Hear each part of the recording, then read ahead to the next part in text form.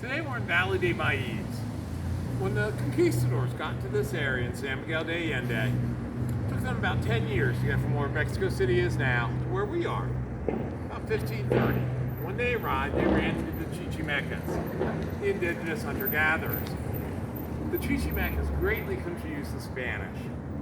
They were short, they didn't like to wear clothes, they tended to wear body paint, and the Spanish would have meetings to try to figure out, are they humans or animals? And if they're humans, do they have a soul? So of course, if you have this way of thinking going into a situation, it's not going to go well. And it did.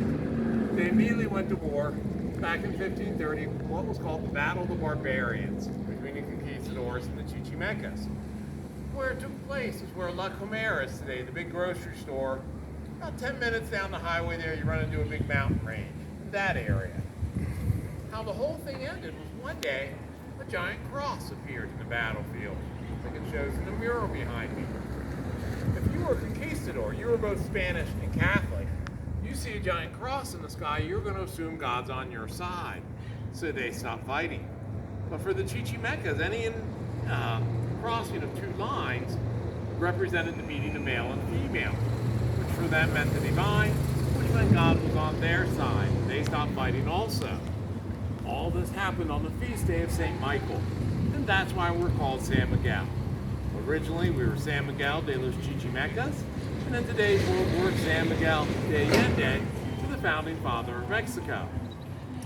Centro was set aside for the Spanish, and then the four oldest neighborhoods or villages, what today are known as La Palmita, Valle de Maiz, where we are now, Ojo de Agua, and Guadiana, were set aside for the Chichimeca villages, each separated out by a wooden cross. Now, if you were a Chichimeca and you saw a wood cross, you would automatically assume, wow, this new god, he's a wussy, because wood burns. Real gods are made from stone. So the Spanish, realizing their mistake, made it the law that everyone had to have a stone house in their house. If you were a clever Chichimeca, you would just hollow out your stone cross, put your gods on the inside, put the front of the cross back on, and no one was the wiser. Now, all this focus on the cross is what made San Miguel de Allende the center for the cult of the cross. And each May, on the 3rd or 2nd of May, you can go out to where that cross appeared on the mountainside, and there's a little chapel, and there's a celebration all day long to start the month of the cross. Then those four oldest neighborhoods each get a weekend, and they have big celebrations. The biggest celebrations are here in Valle de Maiz. They'll have battle reenactments between the Spanish and the Chichimecas.